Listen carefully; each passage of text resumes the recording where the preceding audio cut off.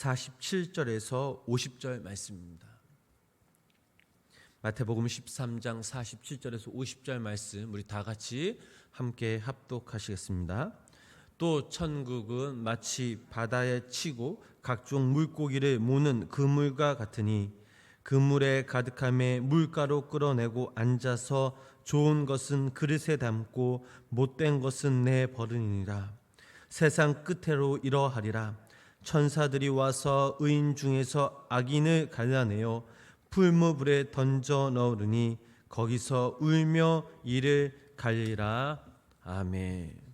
오늘 하루도 하나님의 귀한 은혜와 사랑이 우리 성도님들 삶 가운데 함께 하시길 주님의 이름으로 간절히 축원합니다.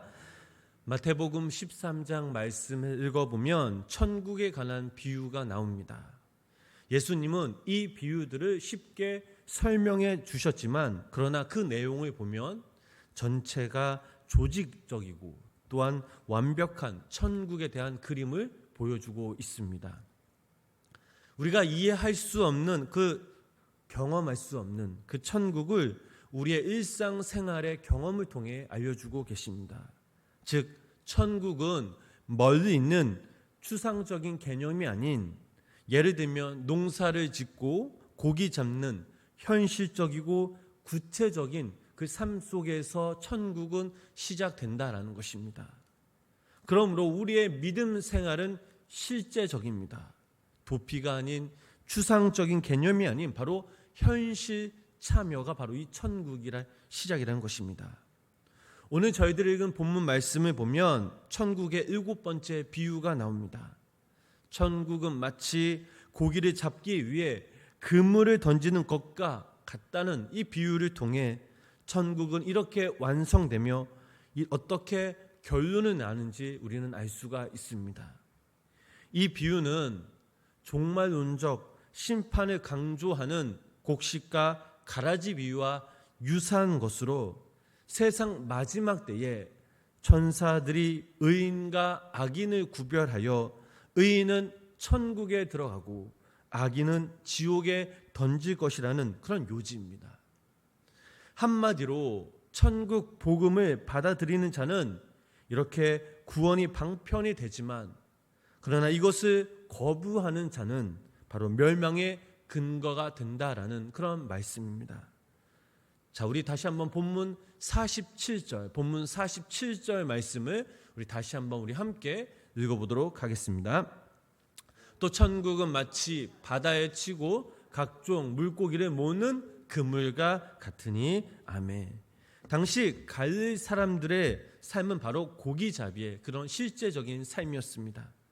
그들 스스로 고기 잡는 그런 방법을 너무나 잘 알고 있었습니다. 그 당시에는 고기 잡는 방법이 두 가지였습니다.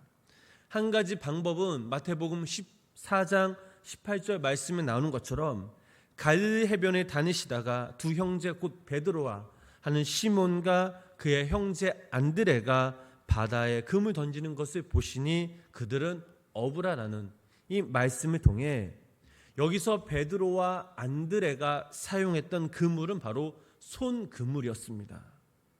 손으로 줄을 잡고 머리 위에서부터 그물을 던져 그 그물이 우산처럼 쫙 퍼지게 해서 고기를 잡는 방법.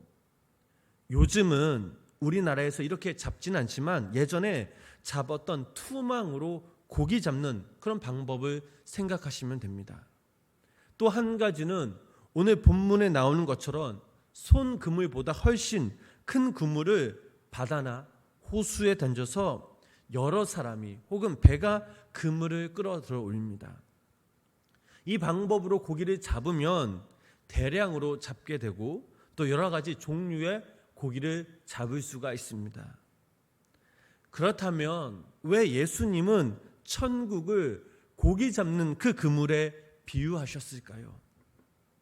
이 그물을 통해 고기 잡는 그런 방법을 생각해 보면 우리는 여기서 놀라운 천국의 모습을 발견할 수가 있습니다.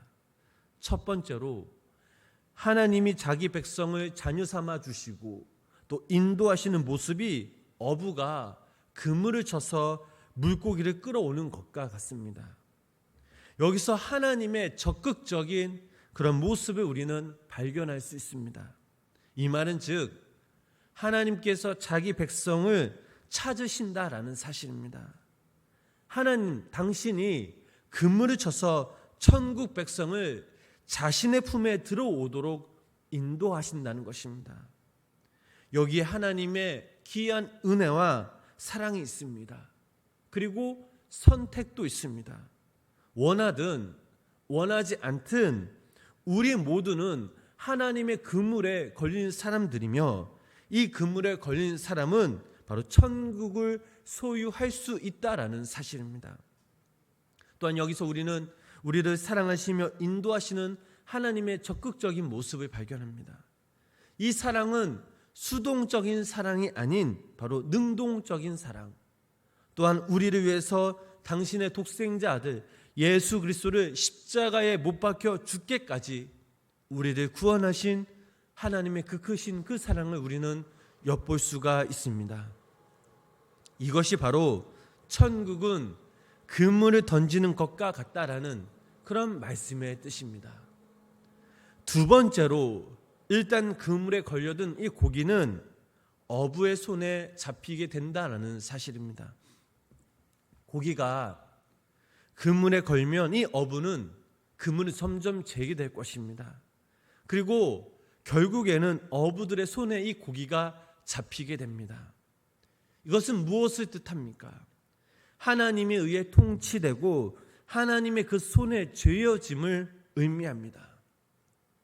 그물 안에 있는 고기는 더 이상 자신의 마음대로 왔다 갔다 할 수 없습니다. 그저 운명의 시간만 기다릴 뿐입니다. 하나님의 역사 역시 마찬가지입니다. 하나님께서 모든 것을 움켜쥐고 자신의 때에 그것을 잡아당기십니다.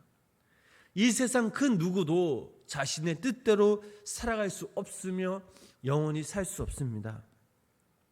역사의 창조주 그리고 주관자의 마지막은 심판자에 의해 우리의 인생은 달라진다라는 것입니다.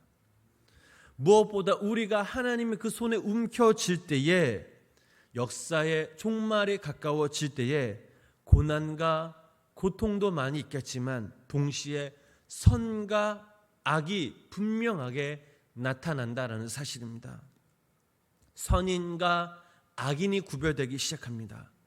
바로 이것이 하나님의 방법이라는 사실입니다. 오늘날 이 세상을 한번 바라보시기 바랍니다.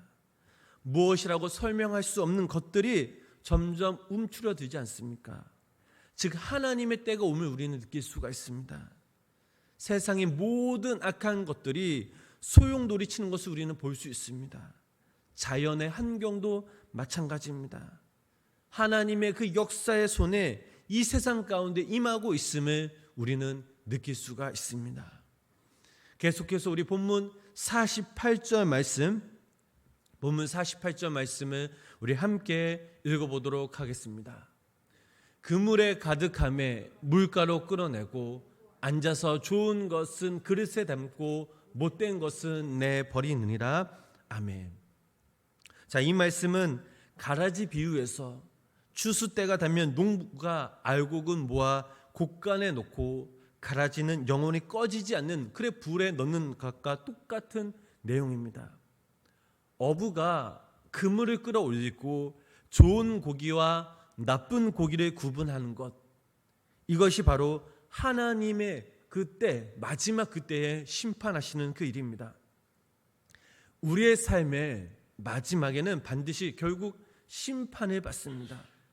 의인은 의인대로, 불의한 자는 불의한 대로 심판을 받을 것이며 구원받은 자에게는 구원받은 그 자의 심판이, 또한 구원받지 못한 그 자에게는 구원받지 못한 그 심판이 분명 있음을 이 본문 말씀을 통해서 우리는 알 수 있습니다.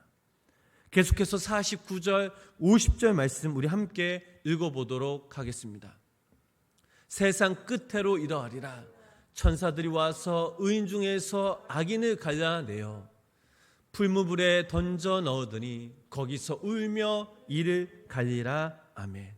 자, 마지막 그날에는 풀무불에 던져지고 울며 이를 갈린다라고 하였습니다. 하나님은 그 마지막 그날에 의인 중에서 또 악인을 골라낸다고 합니다. 의인과 악인을 골라낸다는 사실이죠. 이 말은 의인처럼 행사한 그 사람도 마지막 그날에는 하나님의 눈을 피할 길이 없을 것이라는 뜻이 담겨져 있습니다. 그래서 그것에 악인을 골라내는 것입니다. 교회를 암만 오래 다니고 예수님을 믿었다고 해서 모두 다 천국 백성이 되는 것이 아닙니다. 누구도 예 없이 마지막 그날에는 심판을 받게 됩니다. 이날은 그 누구도 돌이킬 수가 없습니다. 이날은 역사의 끝이요 마지막 심판의 때임을 우리는 기억해야 될 줄 믿습니다. 사랑하는 성도 여러분, 우리는 마지막 그때 어떤 모습으로 어떻게 되어 있을까요? 우리 자신도 알 수가 없습니다. 우리의 마지막 때가 있고 그때 하나님의 심판대에 앞선다는 그 사실을 우리는 잊어서는 안 되고, 또한 오늘 본문 말씀 통해서 다시 한번 우리에게 가르쳐주고 있습니다. 하나님의 그 심판 그 때에는 중간지대가 없습니다. 거기에는 유보도 없습니다. 단 한 번뿐입니다. 하나님의 편이든지 아니면 마귀의 편이든지, 또한 거기에는 그 시간에는 돌아갈 시간도 없고 회개할 시간도 없습니다. 의인은 주님과 함께 영원한 쉼을 얻겠지만 악인은 풀무불에 던져져 울며 이를 갈게 될 것입니다. 성도 여러분, 우리에게는 아직 기회가 있습니다. 당하고 나면 너무나 아프고 고통스럽지만 그러나 우리에게는 아직 기회가 있음을 우리는 기억해야 합니다. 만약 영상을 통해 예배 드신 우리 성도님들, 또 여기 모인 우리 성도님들이 하나님의 그 심판대 앞에 서신다면 하나님의 그 품에 안기신다는 그런 확신이 있으십니까? 예수 그리스도의 그 십자가를 믿음으로 말미암아 우리가 하나님의 자녀된 기쁨과 영광이 오늘날 우리 살아가는 우리 성도님들에게 있음을 확신하십니까? 아직도 우리가 불안하다면, 확신에 서지 않단다면 우리는 날마다 늘 깨어 기도하며 주님만을 붙들고 나아가야 될 줄 믿습니다.